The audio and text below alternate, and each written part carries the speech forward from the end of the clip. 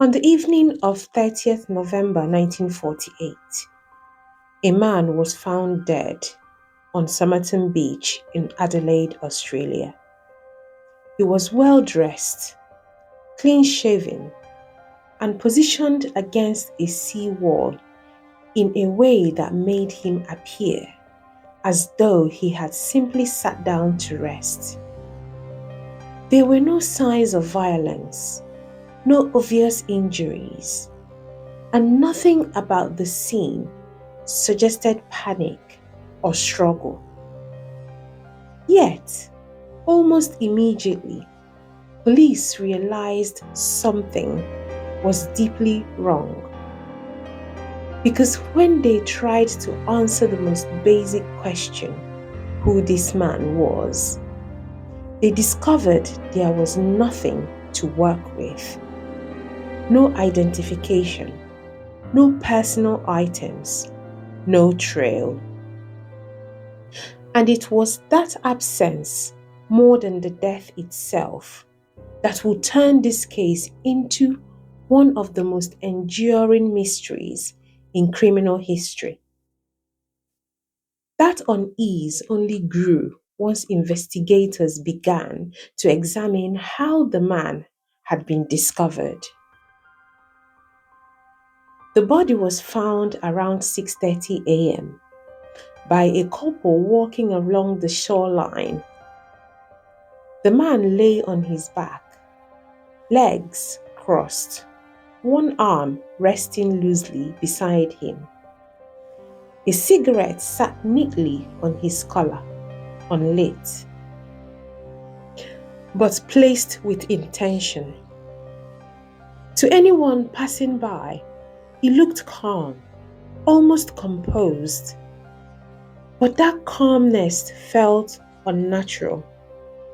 People do not usually die unnoticed on public beaches, and they do not arrange themselves so deliberately. This quiet order raised early questions for police about whether what they were seeing was truly peaceful at all. Those questions became more urgent once his body was examined more closely.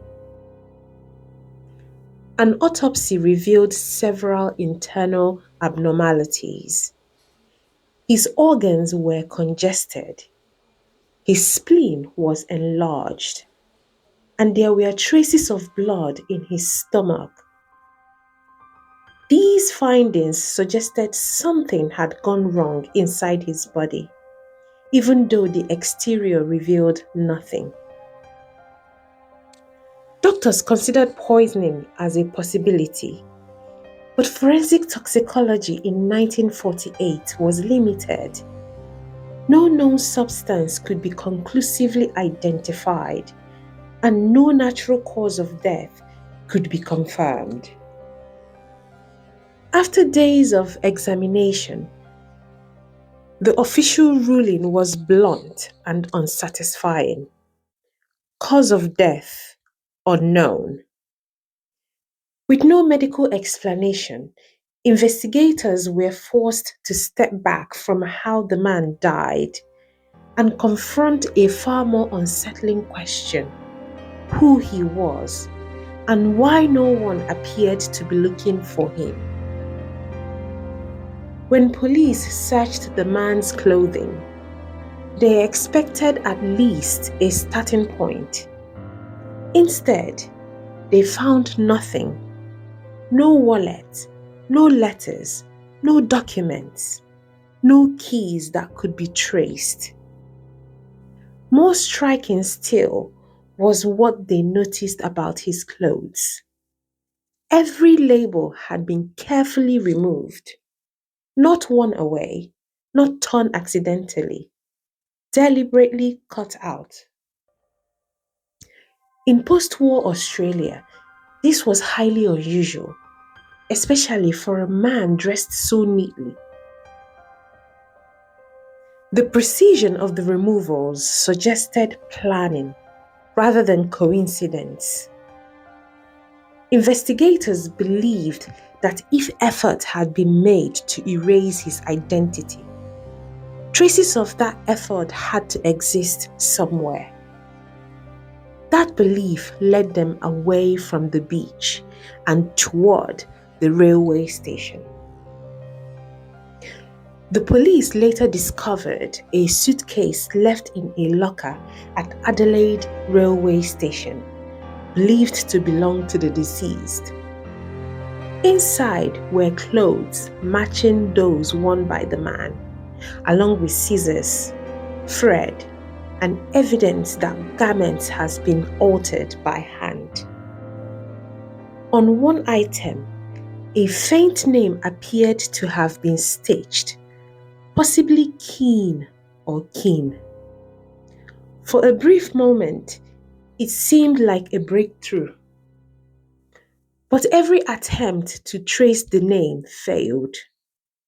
No missing person matched the description. No relative came forward. Once again, the trail ended in silence. Then, a discovery so small it had initially been overlooked changed the case entirely.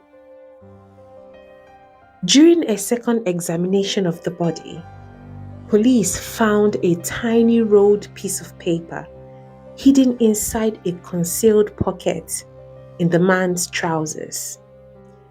Printed on it were two words: Tamam Shud.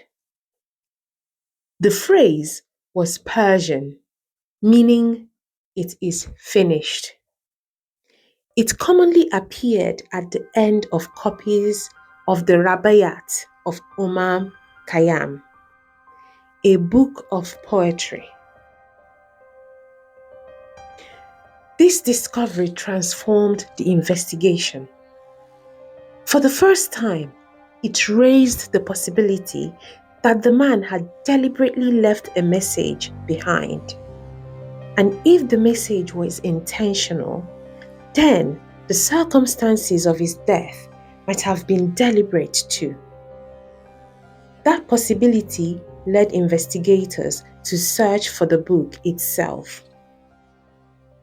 A nationwide appeal eventually led to a copy of the Rubaiyat being found in a parked car. The final page has been torn out, matching the scrap found on the man's body. Inside the book, however, was something even more unsettling. Written across the back pages was a handwritten code, lines of letters arranged with structure, but no obvious meaning. Cryptographers, military experts, and academics all attempted to decipher it. None succeeded. At this point, the case shifted again. What had once appeared to be an unidentified death now seemed calculated, deliberate, and possibly secretive.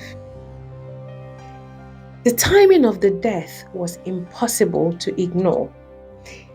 It was 1948, at the dawn of the Cold War. Adelaide was connected to sensitive military research, including weapons testing programs. The erased identity, the coded message, and the unexplained death led some investigators and later commentators to speculate that the Somerton Man may have been involved in espionage. However, no intelligence agency ever claimed him. No official records surfaced, and that silence only deepened the mystery. That uncertainty grew stronger when police uncovered a possible human connection. A phone number linked to the book led investigators to a woman, later referred to publicly as Justin. When shown a plaster cast of the man's face, witnesses reported that she became visibly shaken. She denied knowing him and was never formally linked to the case. However, her reaction was interpreted by some observers as possible recognition, though this was never proven. Despite this lead, the investigation stalled once again, and it would remain unresolved for decades. In 2022, advances in genetic genealogy reopened the case. Researchers announced that the Somerton Man had been identified with high confidence as Carl Charles Webb, an electrical engineer from Melbourne. For the first time in more than 70 years, the man on the beach had a name. But the relief was incomplete. The identification explained none of the surrounding mysteries. The cause of death, the erased identity, and the meaning of the code all remained unanswered. The Somerton Man now has a name, but his story is still unfinished. His death remains a reminder that not every mystery yields to time or technology. Our hearts go out to the families and loved ones connected to this case. Those who lived for decades without answers, and those who may never fully know the truth. Thank you for watching Criminal Cadence. Please like, share, and subscribe. Stay curious, stay aware, and stay safe.